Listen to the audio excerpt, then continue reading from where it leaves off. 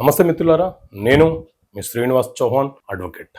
So మిత్రులారా, మన నిత్య జీవితంలో ప్రతి చర్య కూడా చట్టాలకి అవినాభావ సంబంధం కలిగి ఉంటుంది. కాబట్టి చట్టాల మీద అవగాహన పెంపొందించుకోవడం ఎంతో అవసరం. ఇప్పటి వరకు మీకు చట్టపరమైన అంశాల మీద వందల వేల వీడియోలు అందించాను. అలాగే ఒక పుస్తకాన్ని కూడా మీకు అందుబాటులోకి తీసుకొచ్చాను.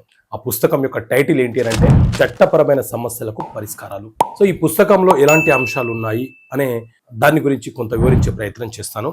ఒక ప్రశ్న ఏంటి అని అంటే, భర్త వారసత్వపు ఆస్తులపైన భార్యకు హక్కులు సంక్రమిస్తాయా అనే ప్రశ్నకు సమాధానం ఇస్తూ ఈ పుస్తకాన్ని రూపకల్పన చేయడం జరిగింది. మిత్రులారా, మన దేశంలో హిందూ సక్సెషన్ యాక్ట్, హిందూ వారసత్వపు చట్టం, అలాగే ఆస్తి బదలాయింపుల చట్టం, అదేవిధంగా రిజిస్ట్రేషన్ యాక్ట్ అనే చట్టం అమల్లో ఉన్నది. అయితే సాధారణంగా హిందూ వారసత్వపు చట్టం ప్రకారంగా భర్తకు వారసత్వంగా వచ్చిన ఆస్తులు ఏవైతే ఉన్నాయో ఆ ఆస్తులు భర్త తదనంతరము అతని యొక్క మొదటి లీగలైరు భార్య అవుతుంది. కాబట్టి భార్యకు సంక్రమిస్తుంది.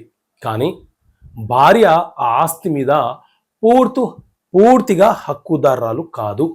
ఆ భార్యతో పాటు వారికి జన్మించినటువంటి పిల్లలు ఎవరైతే ఉన్నారో వారు కూడా ఆ ఆస్తి మీద హక్కులను కలిగి ఉంటారు. అయితే ఇది హిందూ వారసత్వపు చట్టం చెప్పే అంశం. అదే ఆస్తి బదలాయింపుల చట్టం ఏం చెప్తుంది అంటే, భర్త మరణించిన తర్వాత భార్యకు ఆస్తి సంక్రమిస్తే భార్య తన కుటుంబ పోషణ కోసం, తన అవసరాలను తీర్చుకోవడం కోసము ఆ ఆస్తులను అమ్మే హక్కును, గిఫ్ట్ ఇచ్చే హక్కులను కలిగి ఉంటుంది అని ఆస్తి బదలాయింపుల చట్టం చెప్తుంది. హిందూ వారసత్వపు చట్టం ఏం చెప్తుంది అంటే, భర్తకు వారసత్వంగా వచ్చినటువంటి ఆస్తి భర్త తదనంతరము భార్యకు సంక్రమిస్తే భార్య ఎవ్వరికి వీలునామా రాయడానికి కానీ, ఎవ్వరికి అన్యాక్రాంతం చేయడానికి కానీ, ఏ ఒక్క కొడుకుకో గిఫ్ట్గా ఇవ్వడానికి కానీ అవకాశం ఉండదు. ఆ ఆస్తి వారసత్వపు ఆస్తి కాబట్టి భార్య ఆ ఆస్తికి సంరక్షకురాలే అవుతుంది.